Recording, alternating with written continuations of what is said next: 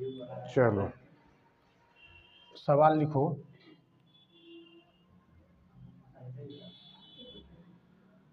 समांतर क्रम या इसी को क्या बोलते हैं, पार्श्व क्रम में जुड़े प्रतिरोधकों का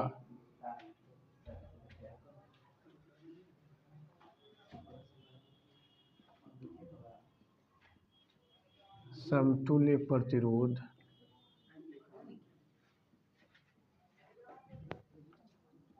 का व्यंजक निकालें।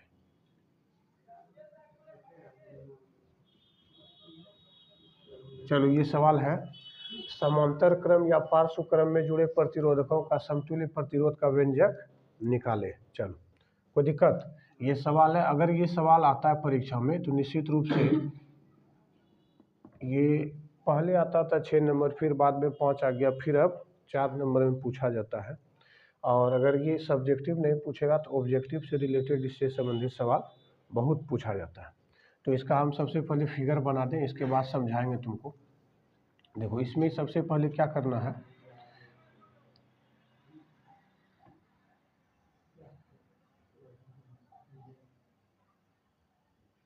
बैटरी और स्विच और इसी के साथ में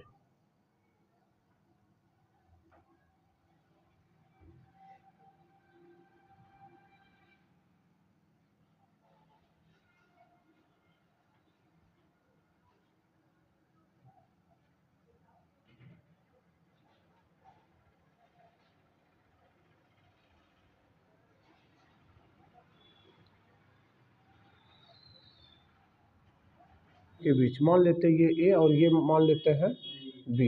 अब जैसे स्विच ऑन किए तो इस बैटरी से होते हुए धारा जो प्रवाहित हो रही है आई, ये यहाँ तक आएगी सेम आई, लेकिन जैसे इस बिंदु पर आई तो इस बिंदु से R1 में धारा हो जाएगा, R1 में धारा हो जाएगा I1, इसमें R2 में हो जाएगा I2, इसमें हो जाएगा I और इसमें हो जाएगा I4। कोई दिक्कत, इसमें धारा अलग अलग, इसमें सभी में धारा क्या होगा, लेकिन वोल्ट सब में एक ही होगा, क्योंकि ए और बी बिंदुओं के बीच में ही ना ये सब प्रतिरोधक है।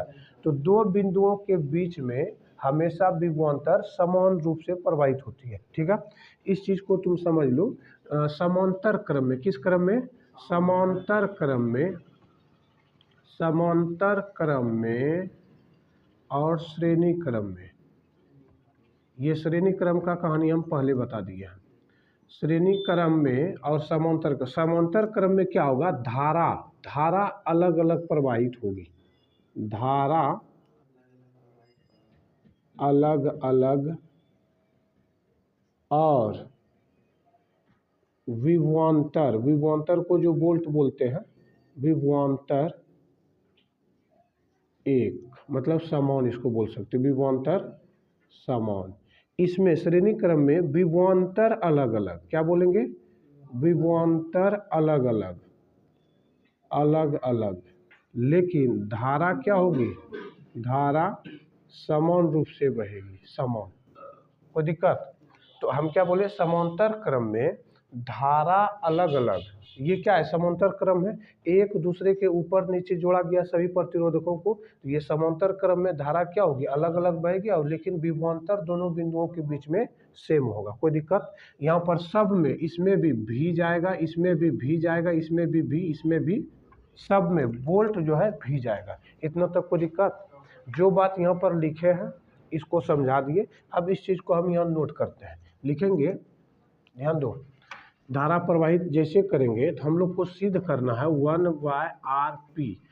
ये किस क्रम में जुड़ा हुआ है, समांतर क्रम। समांतर क्रम का मतलब पैरेलल, ठीक है, पैरेलल में जुड़ा हुआ है, तो इसलिए यहाँ पर RP रेजिस्टेंस जो जुड़ा हुआ है पैरेलल क्रम में, इसलिए यहाँ पर RP बोल दिए।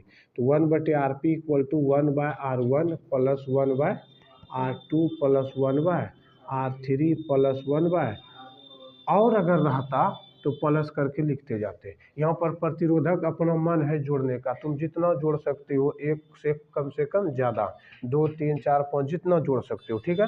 उस हिसाब से यहाँ पर हमको लिखना पड़ता है। तो सुनो ध्यान से, तो अब लिखेंगे, अब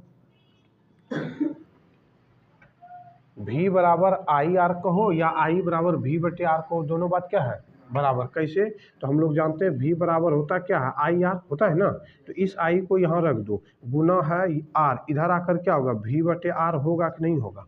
V बटे आर बराबर क्या बच गया I, तो I बराबर V बटे आर लिख दिए, बात क्या है बराबर। कोई दिक्कत, आगे बढ़ते हैं। I बराबर V आर। अब सोचना I जब है तो यहाँ पर सिंगल I तो है नहीं सब में, I यहाँ 1 है, I2 I3 I4 है कि नहीं है। तो यहाँ अगर I 1 कर दे, यहाँ पर I 1 कर दे, तो यहाँ पर V तो देखो सब में वही है, सेम है, V तो V ही रहेगा, लेकिन प्रतिरोध क्या है R1 है। I1 तो R1 कोमा I2 तो R2 I3 तो I4 तो R, बाकी सब चेंज नहीं होगा, कोई दिक्कत। तो अब देखो इन सभी को अगर जोड़ दिया जाए, I को अगर सबको जोड़ दिया जाए तो इधर फिर बाद में निकल कर क्या आ जाएगा, I ही ना आएगा, I आएगा ना आएगा। लेकिन यहाँ पर केवल ये क्या है, चारों I अलग अलग है। तो I बराबर हम टोटल बोलेंगे, I बराबर बोलेंगे I1 plus I2 plus I3 plus I4।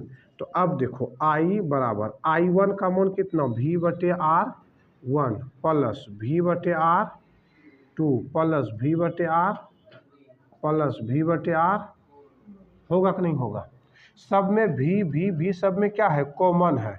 तो I बराबर V सबसे कॉमन निकाल दिए, V क्या कर दिए सबसे कॉमन निकाल दिए, V सब में क्या है कॉमन, तो बच गया 1 बटे R1 प्लस 1 बटे R2 1 बटे R3 प्लस 1 बटे R4। कोई दिक्कत, अरे V सबसे कॉमन निकाल दिए, सब में V है ना, तो V बाहर किए, V जब बाहर कर दोगे इतना ही कुछ, तो यहाँ क्या बचेगा 1 बचेगा। 1 by R1 plus 1 by R2, इसमें भी 1 बाय R3, इसमें भी 1 बाय R4। कोई दिक्कत, ये मान लेते हैं समीकरण 1, कोई टेंशन किसी को। ये है वो वही बेटी, ये है सेम, ठीक है। लेकिन इस चारों प्रतिरोधक के समतुल्य में आरपी प्रतिरोधक जोड़ दिए, जिसका प्रतिरोध जो है ना आरपी है, क्या है आरपी। अब जब यहाँ स्विच ऑन करेंगे तो यहाँ से धारा क्या होगा I, और विभवांतर इसमें क्या होगा V। टोटल विभवांतर जितना इसमें है उतने ना आएगा इसमें भी, समतुल्य, इसी के समतुल्य इसको जोड़े हैं, केवल इस चीज को हम चेंज किए, बाकी सब हूबहू वही है। आगे बढ़े, तो इस जगह पर अब लिखेंगे, अब